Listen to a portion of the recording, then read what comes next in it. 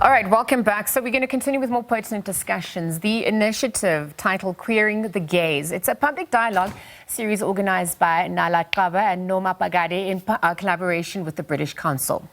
The series, it will explore various sites of queer cultural expression, including the shelf, the gallery, and the streets. So discussions will focus on themes such as visibility, solidarity, and the reclamation of queer histories. And so this morning we're joined by Nala Xaba, a curator and the program's manager at the Bag Factory Artist Studio, and of course Lesedi, Shubane, arts program manager at the British Council. Good morning to both of you, and thank you for making time to be here. Thank you for having us.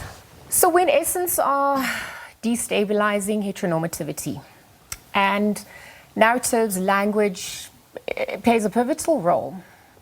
How satisfactory are you with the work that has been done to date in a South African context? Who wants to start? I'm happy to start. Go ahead.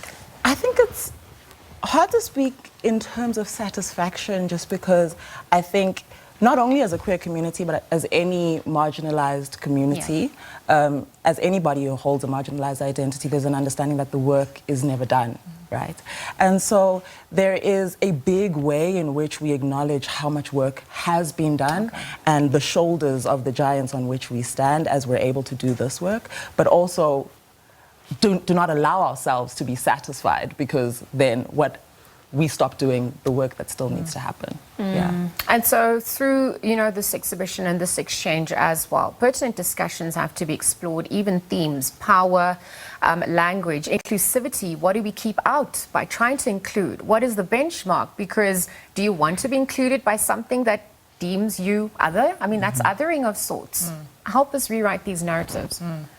Well, I think that's one of the ways in which we tried to challenge this, both in the process of putting the program together and in designing the entire program itself, is trying to sort of articulate who has defined the other and how do we break down those silos, understanding that that's in itself a sort of complex challenge, because we're trying to center folks who have been othered by the exact sort of othering that we're trying to break down. Yeah. Absolutely. So the chosen spaces, the shelf, the gallery, and the streets, why those in particular? What comes to the fore? Well, for myself and my co-convener, Noma Pakade, it was about trying to emphasize from the very starting point of the conceptualization of the program that we acknowledge that queerness is not a monolith, right? Yes. And that it is experienced and expressed by each one of us individually in different ways. What that means is that that also applies to our contexts, and that our queerness is experienced and expressed differently depending on the environments that we are moving in and out of. So the shelf, the gallery, the streets, these are three examples, starting points, but there are many more in the queer space. There is the stage and the screen and the runway, and outside of the cultural space, we have the classroom, the hospital, the factory, the mine. And we just wanted to make it clear by having that be the starting point of our conversation that there is an acknowledgement that queerness is always in a state of becoming, and that it is not going to be a similar experience for everyone. And so what do these different sites, these conceptual sites that we've chosen as a starting point, offer us in terms of their distinct lens on our queerness and how we're able to express ourselves in those spaces? It's important because violence plays itself out in different forms. So a lack of recognition, visibility, I mean, those are forms beyond physical and even material. Talk to us about how this adds to agency for marginalized or even misunderstandings that continue to pervade this heteronormative South African context. Yeah, I mean, I think even in the conceptualizing of this project from the start, the idea of visibility was an incredibly important factor in us. And so being able to choose these starting points, as you call them, of these sites, the streets, the screen and the gallery, that is but one way in which we can sort of hope to dismantle, I think, places which have been and in many ways continue to be exclusionary and violent in particular ways.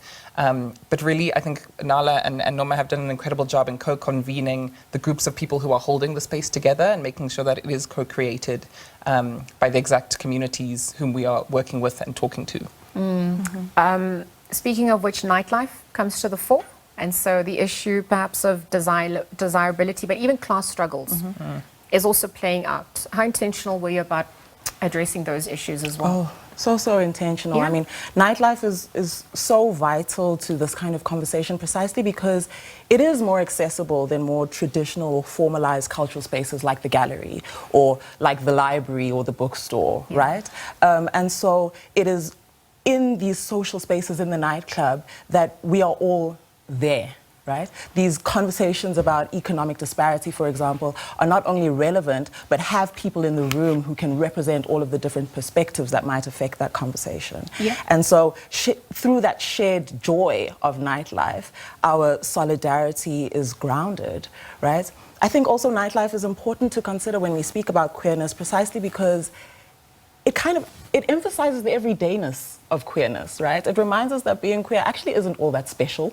And that can be quite a comforting thought when there is this constant expectation on the queer body and the queer mind to be kind of producing through and thinking through its own identity, right? We need to be in academic spaces and we need to be doing our advocacy work and we need to be making art about how queer we are.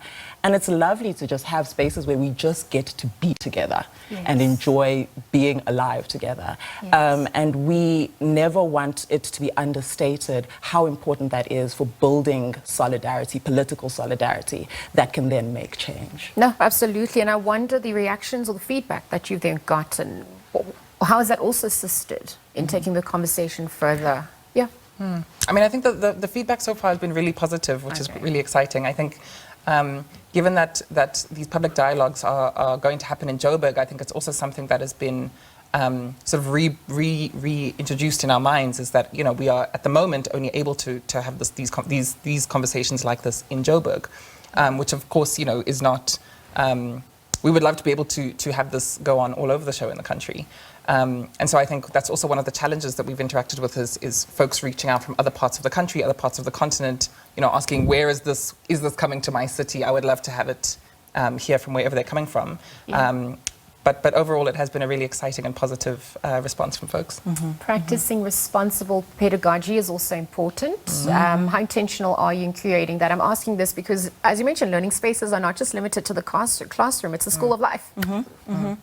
Oh yeah, again, so intentional. And for us, how that has manifested has been through thinking about who we are including in the program, right? And so coming from the starting point of wanting to feel secure in the knowledge that the people we have brought into the space are already in the business of practicing responsible pedagogies. And so we feel quite proud and quite honored to have the people who will be on the program have agreed to come together and just like share space and share thoughts. Please remind us about the times, the venue as well, location, and even people want to keep the conversation going, how they contact you, needing to reach out. Absolutely. So it'll happen over the next 3 Saturdays. On the 15th of February, we'll be at The Forge, and that's where we'll discuss The Shelf, queer literature and the written archive. On the 22nd of February, we'll be at Bag Factory Artist Studios in Fordsburg. That's where we'll discuss the gallery, queer contemporary arts and the fine art market. Fine art market. And on the last day, the 1st of March, we'll be at Flame Studios, which is part of the Con Hill precinct. And that's where we'll discuss nightlife, the streets.